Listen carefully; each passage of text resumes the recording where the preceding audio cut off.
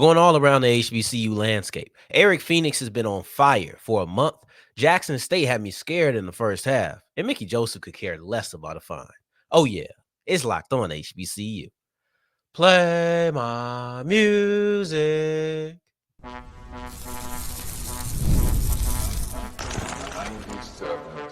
You are Locked On HBCU, your daily podcast covering HBCU sports.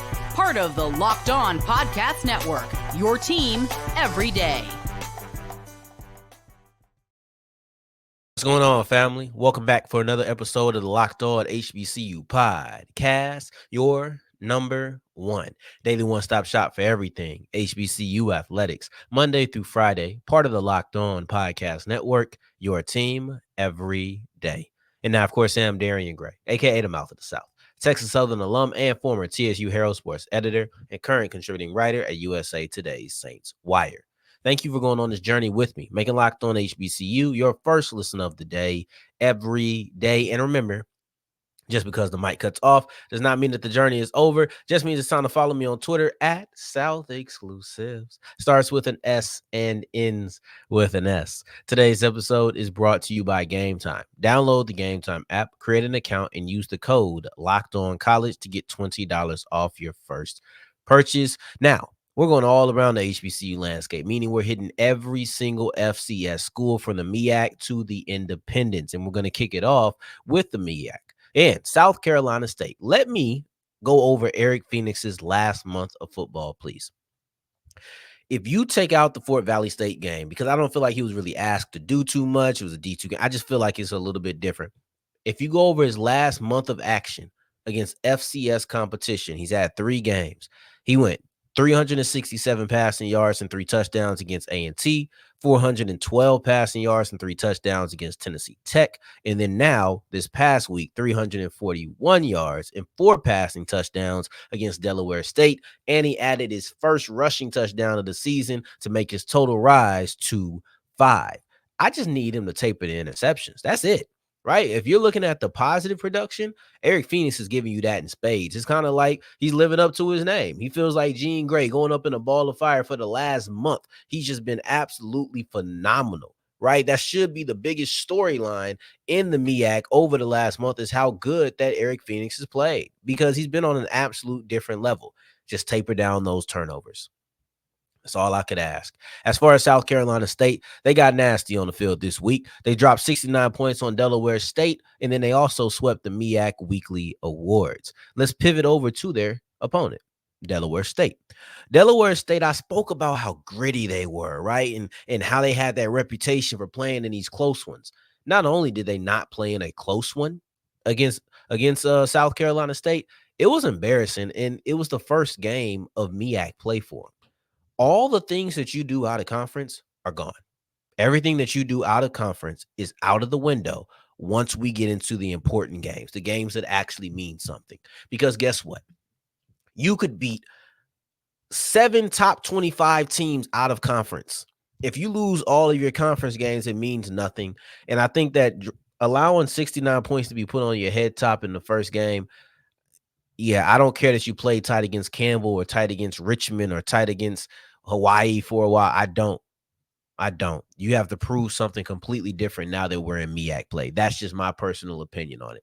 Now to North Carolina Central. I thought that was a very big victory for them. It was the top offense versus the top defense, and I think that the offense answered the call. Honestly, it was a tight battle, but I think that the offense won that battle. Not just because North Carolina Central won the game, but because I watched the performance. The 16 points don't tell the whole story. It doesn't tell the story of the explosive plays that North Carolina Central was able to generate. It doesn't tell the story of the near 200-yard rushing performance by Jamari Taylor. I don't look differently at the Morgan State defense, right? I feel pretty much the same way. But I feel better about the North Carolina Central offense. That's the difference. Walking out of that game, I was thoroughly impressed. But I want to show a little bit of love to somebody on the defensive side as well for the Eagles, and that's defensive tackle Thomas Johnson. He was a force, and I think that he should have been the co-MEAC Defensive Player of the Week, at least co. His 2.5 sacks were very impressive. He was very disruptive. He was a closer. That was a guy who because we expected North Carolina Central's offense, or excuse me, North Carolina Central's defense to stop Morgan State's offense, I don't think that anybody on the defensive side of the ball got their proper credit for how good that they played and how impactful their performances were. As for Morgan State, the defense did everything that they could. There was no more you could have reasonably asked. This North Carolina Central offense is legit, and you held them to 16 points. Elijah Williams, let's give a round of applause to Elijah Williams, because if Elijah Williams doesn't exist, if Elijah Williams wasn't on the field, that game gets out of hand in the first half. Elijah Williams blocks a field goal. Elijah Williams causes a strip sack. It's a sack fumble in your own territory. It's at worst 17-0. At best, it's 13-0. And honestly, with Morgan State's offense, both of those would have felt relatively out of hand. Their ability, and specifically him, the ability to change the course of the game, it was noticeable. But it was about as good as you could ask him to do, man. It was as good as you could ask him to do against an offense like that. As for Norfolk State might have been the most fun I had watching a game this weekend because their misdirection was so impactful. I enjoyed watching the misdirection that Norfolk State used in their offense all game long, whether it was RPOs, whether it was with play action rollouts, or whether it was with end arounds. They did it in every single way. And it all stems from the fact that they have a fantastic running back duo of King and Evans. You have to gravitate towards them. If I fake the ball to them, you have to respect them because that's what you're anticipating already. So when you do that and I roll out, there's nobody in front of the quarterback. I can read every level of the offense. When you do that and you have an end around, everybody's committing to those running backs and they're kind of disregarding the wide receiver or whoever it is getting that end around. And now they have more space to operate. It's all about creating space. And with the RPOs, to me, that was mutually beneficial. Because if you're going to collapse on the running back, boom, I'm going to be able to pull it and hit something right over the linebackers, but in between the safeties. But then if you start falling back, say, okay, we got to respect some of this pass. Now King and Evans have more space. And it's not like they needed to be created space for them. The offensive line was already doing that. The misdirection of Norfolk State was fantastic to watch. And it was arguably the most fun aspect of this weekend of action. Now you're looking at Howard on the other side. They couldn't stop the run. They couldn't. Norfolk State controlled this game. I understand that the game was very close, but they controlled the pacing of it, right? They went on an 8.5-minute drive that resulted in a missed field goal. They had 2 missed field goals to make this much closer. But I'm going to break down the 2 plays that lost Howard this game because they actually had a pretty good offensive performance when they were able to get the ball. Speaking of offensive performance, the Yankees are going stupid right now. I swear to you, we're going to have a game 5. Let's just put it out there right now. We're having a game 5, but you knew that already because you went to sleep and woke up and listened to this. I am recording this as I'm peeking over to the World Series. But where was I at? Oh, Howard, the 2 plays, because they had a pretty good offensive game plan. I thought they were very efficient. But they threw an interception when they were in scoring position. You only lost by 1 point. And then the last thing is on the 3rd and 3. Jared Hunter gets the ball, and the defensive lineman for Norfolk State, Vital, shoots through the gap, absolutely disregards the guard, right? No pun intended, but he disregarded that man. And he shoots, and he blows up the play, but he doesn't make the tackle, so you won't see it on the box score. What you will see is that it ended up being an 8-yard loss because Jared Hunter couldn't just say, okay, I'm gonna go down and not lose that much. You're trying to get this because you want to go out there and you want to go win the game. But when you lose 8 yards and 3rd and 3 turns into a 4th and 11, there's not too much that you can do on the offensive game plan. So you kick the field goal and hope that your defense can get it back. But mind you, what did I say? They allowed an 8.5-minute drive on the first drive of the game. They didn't get the ball back. I think it's safe to say that. Those are the 2 plays. Now for A&T, I want to try to have some silver lining here. Your defense got better. I know that you allowed 59 points the week prior, so you would hope it got better, but it got much better. You allowed only 21 points, and you're looking at Coach Vincent Brown feeling as if this was just 2 blown plays that's not necessarily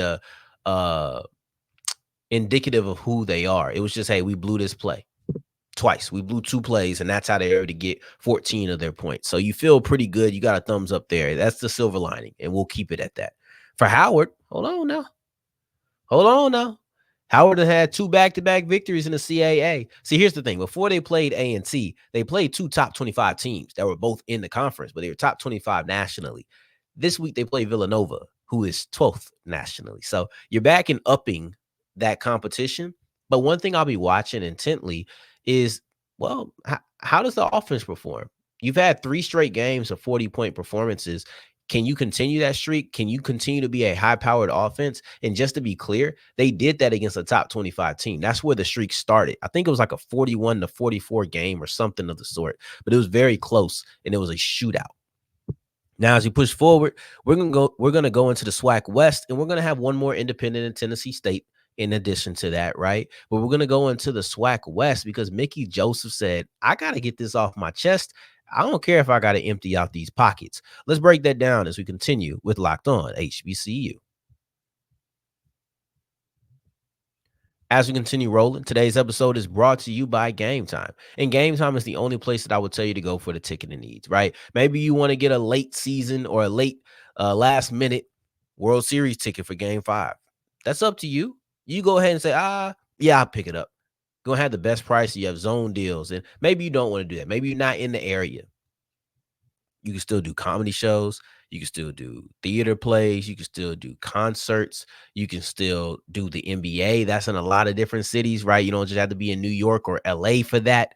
You still have the NFL rolling. They have so many different sports, so many different events. There's always something going on, and you just have to go to Game Time to find out, right? Like I've taken out my phone and I've just looked what's going on in Game Time or what's going on in my area via Game Time. And that's how I find some of my most spontaneous events, right? That's the word I was looking for. So it's up to you, though. I can only tell you so much. I can only tell you about the fact that they have the best prices. I can only tell you about the fact that they're not going to try to trick you. They want you to know exactly what you're paying for by giving you all-in pricing. I can only tell you so much about how, they're going to let you see the view from your seat before you buy the ticket. I don't know. Maybe I just feel like using the code Locked On College, getting $20 off your first purchase is a great reason to download the Game Time app. If I was you, I'd agree too, but maybe that's just me. As we continue rolling on today's episode of Locked On HBCU, I appreciate you for making this your first listen of the day. Every day for your second listen, check out Locked On Vikings because they just made a big time move, or check out Locked On Texans because they just had a big time injury. Those are 3, because technically Texans has 2 hosts. Those are 3 of the best hosts that we have on the network in the NFL channel. Now I want to kick it over to Louisiana. I want to kick it over to Grambling because Mickey Joseph said, I'm going to get this off my chest. And if you want to find me, then find me. I got deep pockets. That's not exactly what he said, but might as well have been, right? Might as well have been. Mickey Joseph unloaded on the SWAC referees and accused them of having a personal issue with Grambling and having that influence the calls that they make. This was powerful. I've heard criticisms of the referees before, but I don't think I've ever heard that they have a personal problem with the university. This is what Joseph said. He said, and I quote, I've just got to see what's going with these penalties. When I look at the film, it's just not making sense to me.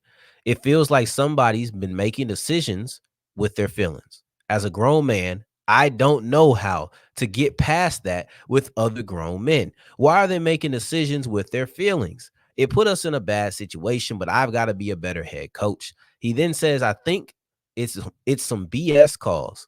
They can take it how they want. They can find me, whatever. It's some BS calls. It's consistent. I'll stop right there because I know they're going to shoot me a fine, but I've got the money to pay it. Talk that talk, Mickey Joseph. Talk that talk, Mickey Joseph. Come on now. That's what I'm talking about.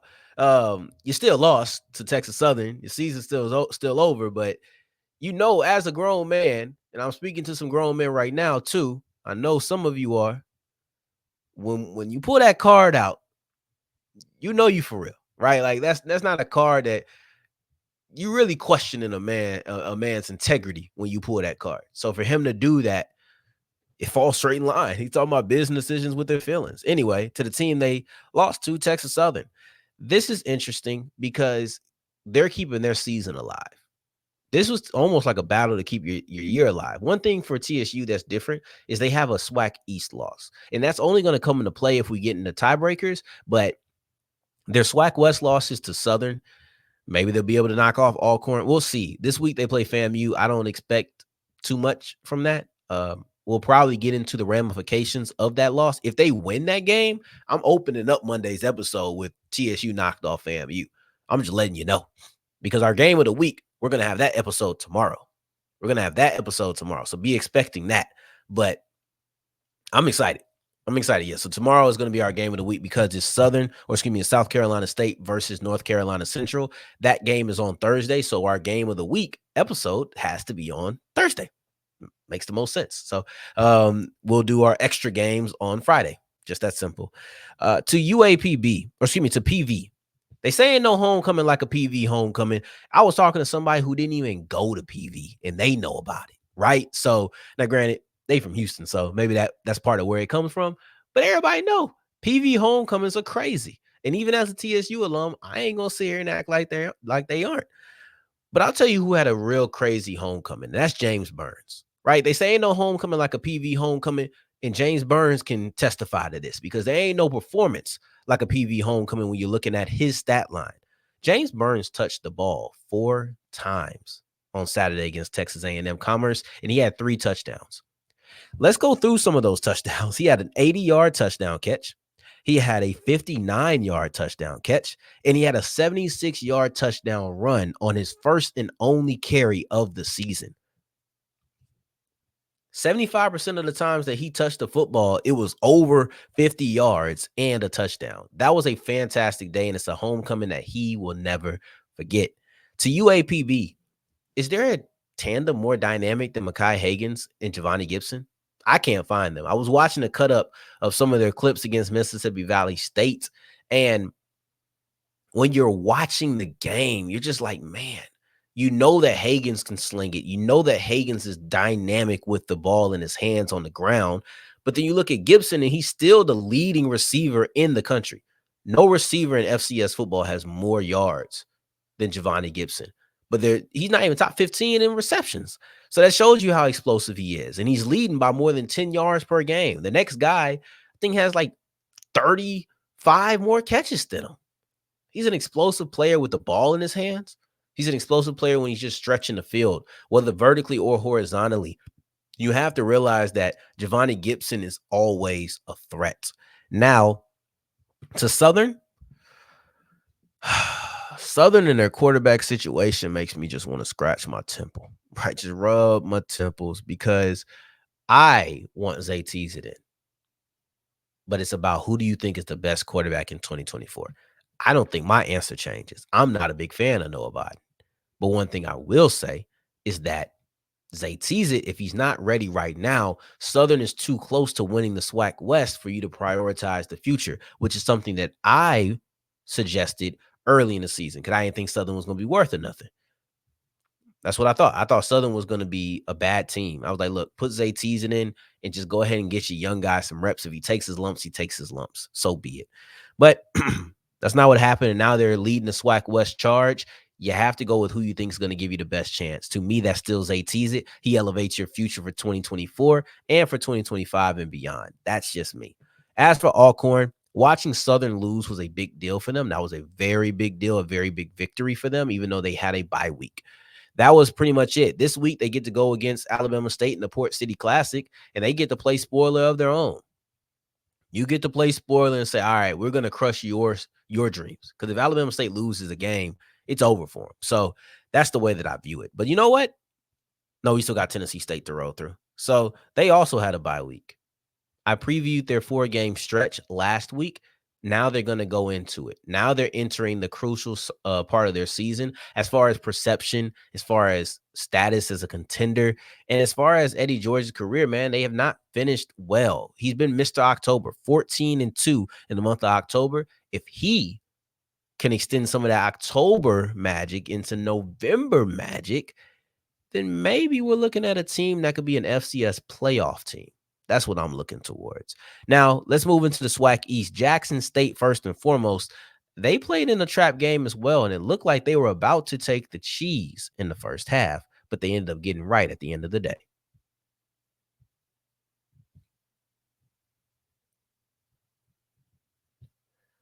As we're wrapping up today's episode of Locked On HBCU, I appreciate you for making this your first listen of the day every day, making it all the way to segment 3. And I thank you 2 times for that. Thank you. Thank you. Now, Jackson State, they had me in the first half, right? It was like that clip. They had us in the first half. I'm not going to lie. They finished strong. It was 17-17 in the first half with Bethune-Cookman. I was shocked. I was genuinely shocked. But at the same time, this was a trap game. It was. You come off the emotional victory over FAMU. You could tell by how the players reacted. You could tell by the way the coaches reacted. The moment wasn't lost on anybody.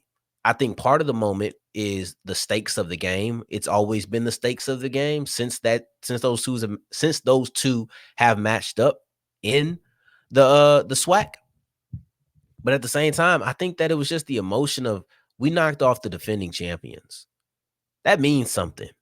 It does. And I wasn't afraid, but I should have been. In watching the game, I became afraid that Jackson State was going to fall victim of a letdown against a lesser Florida team. And in the first half, maybe they did, but then they got it together. And you know what happened? Irv Mulligan had 171 yards, not all in the second half, but throughout the majority of the game. He was consistent. The offense was really good. Irv Mulligan had 171 yards and 2 touchdowns. I think that if Jackson State wins the conference, which they seem to be on the way to doing, Irv Mulligan has to be a front runner, if not the front runner for Offensive Player of the Year, right? Right? Like you just look at how impactful that he's been, the amount of yards that he's racked up. He's the leading rusher in the conference despite missing the beginning of the season. And the fact that they jump between Morgan and McCoy at different times pretty much takes the Jackson State quarterback, best quarterback on the best team. That's not going to happen. I think Irv Mulligan is the front runner for Offensive Player of the Year in the SWAC, especially if JSU is able to bring it home and get the championship. That's me personally, though. To the team that they beat, Bethune-Cookman, I was very impressed. Luke Sprague had a better performance than the majority of people that have played for Bethune-Cookman at quarterback, right? Like this year in 2024, the highest that they've passed for is 382 yards against Clark Atlanta. That's a Division II game. Every other game, Bethune-Cookman has passed for less than 150 yards. They haven't even crossed 150 but one time in 2024. This game made time number 2. 190 yards for Luke Sprague. This gave me a little bit of hope. The way that they were dicing up Jackson State in the first half, I said, oh, hold on. Don't tell me that Bethune-Cookman got them a quarterback now. Just saying. Now to Alabama State. They won the Magic City Classic. The Magic City Classic is something that Eddie Robinson doesn't know how to lose. He's yet to do it, and he won in commanding fashion. I said it before. We did a whole show about it, so I'll keep it relatively brief here because we have to hit all the other schools as well. But Kareem Keye, I think, is playing complementary football. That's the word that I was looking for, and that's how I should have phrased it on, Tuesday's episode, I believe? Yeah, it was Tuesday's episode. It was yesterday. But it was yesterday's episode. I said they're playing their version of championship offense. And that may have sounded confusing. You may have looked at him and like, it's not explosive or anything. It doesn't measure up to da-da-da-da-da. The proper word is complementary. Alabama State is playing complementary football, and that should scare everybody. It really should. Kareem Keye is taking the easy throws. He's giving good opportunity for run after the catch. If you put him in situations where he has to lean on his arm to win, who knows what happens? But I said it. I think that Alabama State's defense is good enough to where you don't have to worry about that too much. I think that Alabama State's running game with Holtzclaw and Kinsey is good enough to where and I also just think that Keye throws well in the short yardage, in the medium yardage. And I think that if you're evaluating him, he can stay on schedule. I don't think you're going to have a lot of 3rd and 15s, 3rd and 8s. You're going to have some, and he has to perform in those because of the heights that they're aspiring to reach. You have to do certain things, but overall, I think that Kareem Keye is set up for Alabama State to have a lot of success. I really do. To the team that they beat, Alabama A&M. Oh my God. I absolutely despise the amount of leeway that Connell Maynard and Alabama A&M give their quarterbacks. I really do. Xavier Langford entered halfway through the Jackson State game, and through the next 6 quarters, you were on fire. You had great offense. Your offense never looked better than when Xavier Langford was in the game, and you bench him before halftime of the Magic City Classic. Unless there's some sort of injury that somebody didn't tell me about, some sort of injury that dissipated as the game went on, because he did come back in and not right away. They had a whole halftime, and unless there's some sort of injury, why was he benched for Quad Brown? Alabama A&M does this too much. They play hot potato with the quarterback position. I can't stand it. Xavier Langford should not have been benched 2 quarters into the Magic City Classic. I'm sorry. When are we going to stick with a guy? I feel like ever since Glass is gone, you don't have any confidence. You don't show any confidence in your guy. 6 quarters, great offense. 2 quarters, questionable offense against arguably the best defense in the conference. And you say, yeah, we're going to sit you down. And you probably felt good because Quad Brown did a little something on the first drive, a 2-minute drill going into halftime. He did nothing else. God, that was so aggravating. It's the first thing I wrote down. I couldn't wait to get to Wednesday just so I could get this off my chest. I feel like Mickey Joseph. Man. Ain't nobody going to find me. And thank God, because I don't know if I can afford to find. But this was disappointing. Now to FAMU. FAMU, gritty win. I think I have to realize that FAMU's offense is really good, but they're not going to be the high-flying offense of Willie Simmons' days.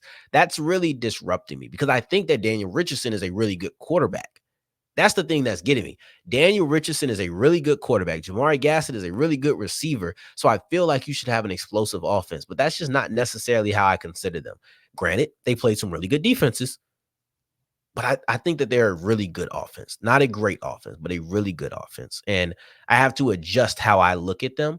But Gassett had himself a day. He did. So did Daniel Richardson. They did really well passing the football against the best pass defense in the conference. I don't know if they're that anymore, but they definitely were when they went into it. And they also ran the ball better than I expected them to. So I'm glad that they leaned into it and spread the love in the backfield as well. We'll wrap up with, oh my God, how did I wrap up with Mississippi Valley State? That was the team I have the least to say about because there's just not that much. But I think that losing this game, I think that losing this game guarantees that Mississippi Valley State is going to have a winless season. I don't think they're going to beat PV. I would lose my mind if they beat Jackson State or FAMU. That might be the upset of the decade, upset of the century. Then Alabama A&M. I don't think they beat them either. I just don't think that Mississippi Valley State loses or wins another game, wins a game. They haven't won one yet. So that's unfortunate. But hey, such is life. I'm Darian Gray. Tomorrow's episode, remember, we're going to do our game of the week. It's North Carolina Central versus South Carolina State. We're going to preview that game on tomorrow's episode. So you need to be on the watch for that. If you haven't checked out the Diamond Johnson interview because it dropped a little bit later on Tuesday, go do that right now. Right now, ASAP. Word to my guy, T.I. In the meantime, in between time, until the next time that we hear each other, family, take care. Stay blessed. Peace.